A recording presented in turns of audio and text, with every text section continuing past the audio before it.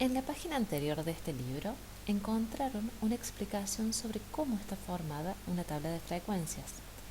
En este video, la idea es completar esa explicación.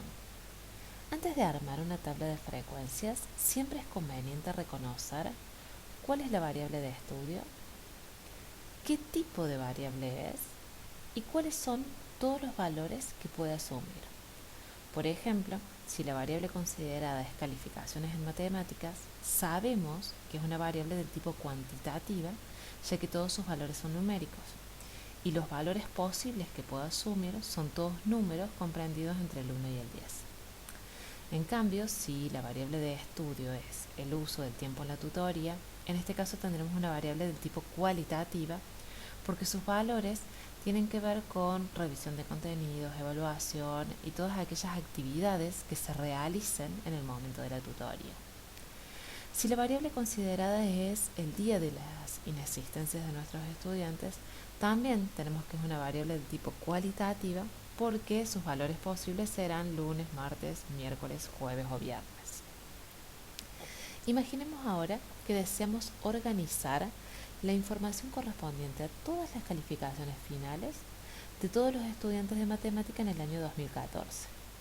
Cada dato que ustedes observan en la pantalla corresponde a la calificación final de cada uno de los estudiantes. En principio, sabemos que es una variable de tipo cuantitativa, ya que sus valores son numéricos y sus valores posibles son todos números entre el 1 y el 10. Si miramos un poquito los datos, vemos que tenemos un estudiante cuya calificación final en matemática fue 7, otro estudiante cuya calificación final fue 5, y así sucesivamente. Cada uno de estos números es la calificación final de un estudiante de segundo año en matemática en el año 2018. Si bien podríamos armar una tabla de frecuencias en la que se ubicaran aquí, en la primera columna, todos los valores entre el 1 y el 10, no sería conveniente hacerlo de esta manera. Para las variables cuantitativas es común agrupar los datos para que queden 4 o 5 filas en la tabla de frecuencias y no 10 como sería necesario en este caso. Hay una manera posible de hacerlo definiendo lo que se llaman intervalos de clase, pero creo que para muchos puede ser confuso, por lo que por el momento voy a dejar de lado esta rigurosidad matemática y lo vamos a expresar de un modo como más coloquial, más accesible para todos y todas. Siguiendo esta idea, podemos agrupar las calificaciones de esta manera.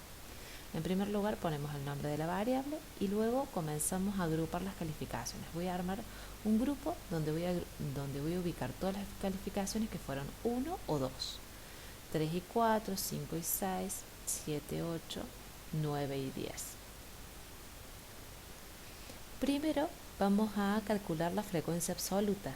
Para ello vamos a buscar entre todos los datos aquellas calificaciones que fueron 1 o 2. Vemos que hay solo un estudiante que obtuvo un 2. Por eso registramos 1 en la frecuencia absoluta. De la misma manera buscamos todas las calificaciones que fueron 3 o 4. Si empezamos a ver, tenemos una sola calificación, así que ponemos 1. Para 5 y 6 contamos y tenemos 1, 2, 3, 4, 5, 6, 7, 8, 9, 10, 11, 12. Hay 12 estudiantes cuya calificación fue 5 o 6. Registramos en la frecuencia absoluta esa cantidad. Luego tenemos que ver cuántos estudiantes obtuvieron 7 u 8. Entonces empezamos nuevamente a contar. Tenemos 1, 2, 3, 4, 5, 6, 7 estudiantes que obtuvieron una calificación entre 7 y 8. Por último, tenemos que ver cuántos estudiantes obtuvieron 9 o 10. Contamos que aparecen 1, 2, 3, 4 estudiantes. Así registramos las frecuencias absolutas, contando cuántos estudiantes obtuvieron una de esas dos calificaciones.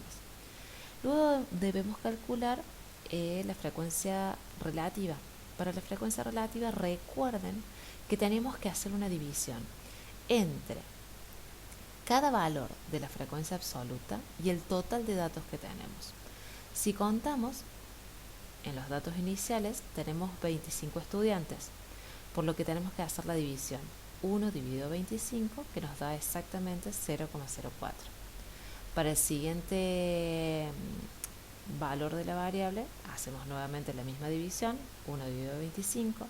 En el siguiente caso tenemos que hacer 12 dividido 25, que nos da 0,48, 7 dividido 25 y 4 dividido 25. Estas serían todas nuestras frecuencias relativas de los valores de esta variable. Para la frecuencia porcentual, vimos en la página anterior que debíamos multiplicar cada frecuencia relativa, multiplicarla por 100. Al multiplicar 0,04 por 100, obtenemos 4. Es decir, que el 4% de nuestros estudiantes obtuvo una calificación entre 1 y el 2. De la misma manera va a pasar para el siguiente valor, 48% va a ser la siguiente, 28% y 16%. Estos valores porcentuales nos permiten empezar a pensar y a sacar conclusiones de los datos que nosotros tenemos. Si vemos, hemos agrupado en las dos últimas filas todos aquellos estudiantes que han aprobado la materia. Entonces deberíamos sumar estas cantidades y vemos cuál es el porcentaje de estudiantes que aprobaron la materia y por lo tanto los restantes el porcentaje que desaprobaron. Y así podemos analizar un montón de cuestiones en base a esta información. Cuando completamos la tabla vimos en la página anterior que había un modo como de chequear si los valores encontrados eran correctos. Lo primero que tenemos que ver son todos los valores de las frecuencias absolutas y sumarlos. La suma de todos estos valores tiene que ser la cantidad de datos que teníamos originalmente. Partimos de la información que teníamos 25 estudiantes. Entonces sumamos 1 más 1 más 12, que son 14. Sumamos estos otros dos que nos dan 11 y ahí llegamos a los 25 estudiantes en total.